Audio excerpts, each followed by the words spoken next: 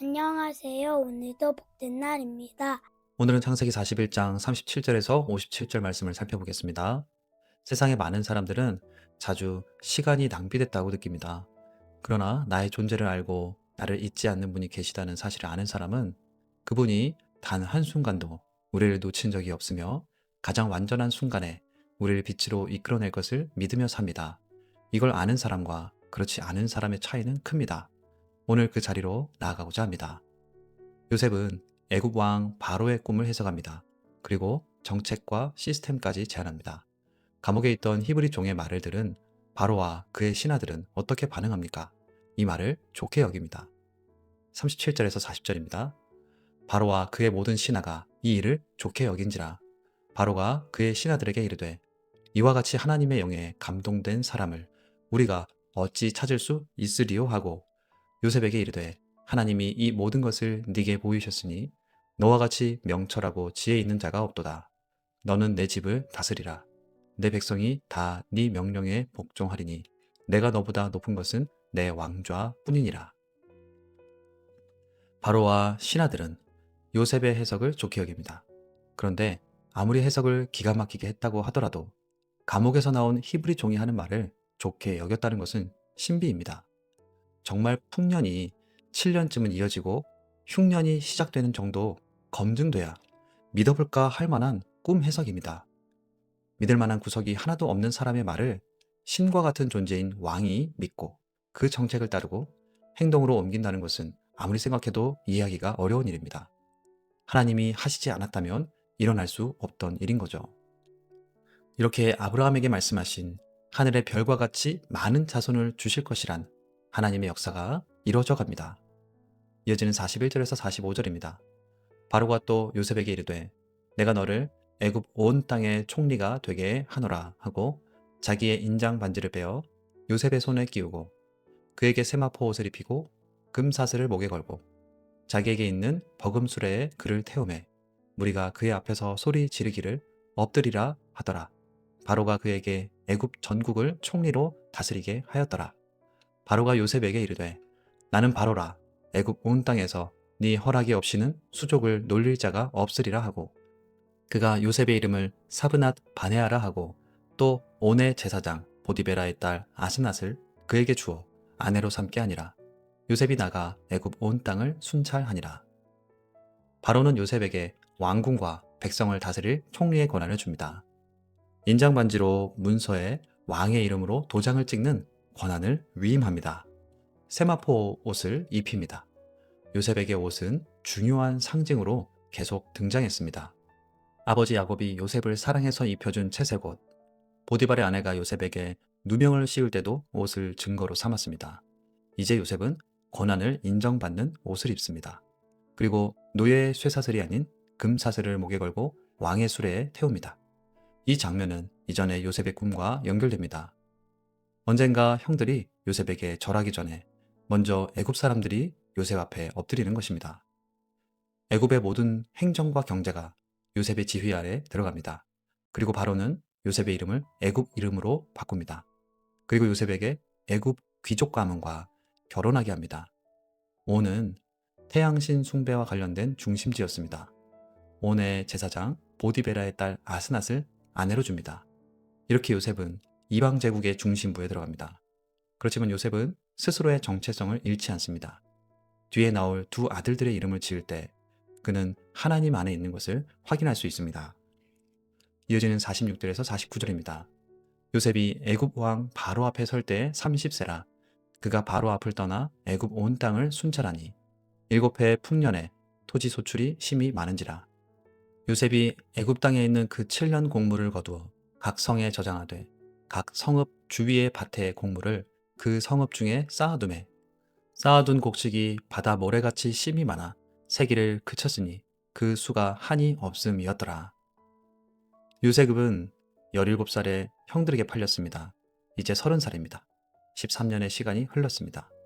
청소년기에서 청년기에 가장 중요한 시간이 노예와 감옥 생활로 지나갔습니다. 잃어버린 시간 같습니다. 그러나 하나님의 눈으로 보면 준비된 시간입니다. 요셉은 보디발의 집에서 행정을 배웠고 감옥에서도 책임을 맡아 사람들을 돌봤습니다. 억울한 자리도 하나님의 훈련장이 되었습니다.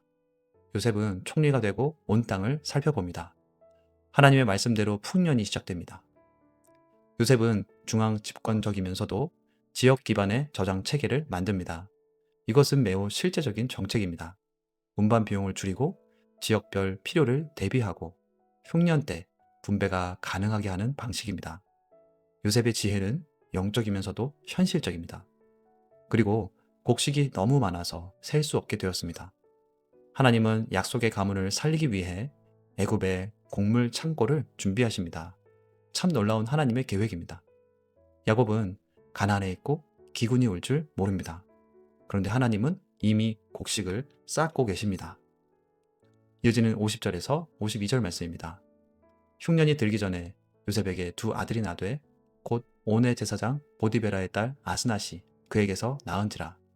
요셉이 그의 장남의 이름을 므낫세라 하였으니 하나님이 내게 내 모든 고난과 내 아버지의 온 집 일을 잊어버리게 하셨다 하며 차남의 이름을 에브라임이라 하였으니 하나님이 나를 내가 수고한 땅에서 번성하게 하셨다 함이었더라. 흉년이 오기 전에 요셉에게 두 아들이 태어납니다. 장남의 이름은 므낫세, 잊게 하다. 즉 그동안의 길고 험했던 고난을 하나님께서 치유하셨다는 것입니다. 치유는 과거가 더 이상 내 영혼을 왕처럼 다스리지 못하게 되는 것입니다. 그리고 차남의 이름을 에브라임이라 합니다. 노예로 와서 번성할 수 없던 그가 수고한 대로 거둘 수 있는 삶이 됐음을 고백하며 이름을 지었습니다. 하나님은 요셉을 가족에게도 돌려보낸 것이 아닙니다. 여전히 애굽이지만 하나님이 함께 하셔서 요셉이 애굽에서 열매를 맺게 하셨습니다. 요셉은 두 아들들에게 이름을 붙이며 하나님께 영광을 돌렸습니다. 이어지는 53절에서 57절입니다. 애굽 땅의 7해 풍년이 그치고 요셉의 말과 같이 7해 흉년이 들기 시작하매 각국에는 기근이 있으나 애굽 온 땅에는 먹을 것이 있더니 애굽 온 땅이 굶주림에 백성이 바로에게 부르짖어 양식을 구하는지라. 바로가 애굽 모든 백성에게 이르되 요셉에게 가서 그가 너희에게 이르는 대로 하라 하니라. 온 지면에 기근이 있음에 요셉이 모든 창고를 열고 애굽 백성에게 팔세 애굽 땅에 기근이 심하며 각국 백성도 양식을 사려고 애굽으로 들어와 요셉에게 이르렀으니 기근이 온 세상에 심함이었더라. 하나님이 요셉에게 주신 지혜대로 풍년은 끝났습니다. 그리고 흉년이 옵니다. 각국에는 기근이 있습니다. 그러나 애굽에는 먹을 것이 있습니다. 요셉은 창고를 엽니다. 각국 백성이 요셉에게 옵니다. 요셉의 사명은 애굽 내부를 넘어 열방을 살리는 사명으로 확장됩니다. 그리고 야곱의 가족이 있는 가나안에도 기근이 들어 그들도 곡식을 구하러 애굽에 내려올 것입니다. 요셉은 그때 하나님이 요셉에게 주셨던 꿈의 의미를 깨닫게 될 것입니다. 요셉을 팔아넘긴 형들은 이제 동생 앞에 설 것입니다. 그러나 하나님은 저들을 살리기를 준비하셨습니다. 요셉은 감옥에 있던 히브리 종이었습니다. 그런데 하나님은 요셉을 애굽의 총리로 세우십니다. 바로와 그의 신하들이 요셉의 말을 좋게 여깁니다. 이것 자체가 하나님의 역사입니다. 왜냐하면 인간적으로 보면 말이 안 되기 때문입니다. 하나님이 저들의 마음을 움직이신 것입니다. 그리고 이 모든 하나님의 계획은 요셉 한 사람의 인생 역전을 위해 일하신 것이 아닙니다. 아브라함에게 주신 약속을 이루시기 위해 애굽의 왕궁과 곡물 창고까지 사용하시는 것입니다. 이렇게 요셉은 애굽의 권력과 문화 한가운데 섰습니다. 하지만 그는 하나님을 잊지 않았습니다. 그는 두 아들의 이름에 하나님 신앙을 새겼습니다. 그러므로 이 본문은 1차 독자들에게 이렇게 말합니다. 하나님은 요셉을 통해 애굽과 열방을 살리시고 그 가운데 너희 조상들을 보존하셨다. 그러니 가나안에 들어가도 너희를 살리시는 분은 땅도 풍요도 왕도 문화도 아니라 오직 하나님이심을 기억하라. 오늘 우리에게도 말씀하십니다. 우리는 내일을 모릅니다.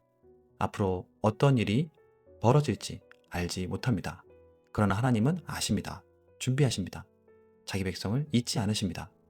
우리에게 잃어버린 것 같은 시간도 하나님의 손 안에서는 준비의 시간이 됩니다. 그리고 하나님이 우리에게 자리와 지혜와 은혜를 주셨다면 요셉처럼 사람을 살리는 사명으로 사용하라고 말씀하십니다. 그러므로 오늘도 우리가 낙심하는 시간에도 하나님이 일하고 계심을 믿으며 우리에게 주신 하나님의 지혜와 능력을 세상에서 하나님 나라로 세워가길 바라고 축복합니다. 이 시간 하나님 앞에 섭니다. 바로의 마음을 움직이셔서 하나님의 백성을 보존하신 하나님을 신뢰하게 하시고 지금 이 준비의 시간이라면 그것을 믿고 주를 바라볼 수 있는 믿음을 주옵소서. 주님이 주신 지혜와 능력으로 내게 맡겨주신 자리에서 하나님의 나라를 아름답게 세워가는 믿음의 사람으로 세워주옵소서. 기도하며 나아가겠습니다.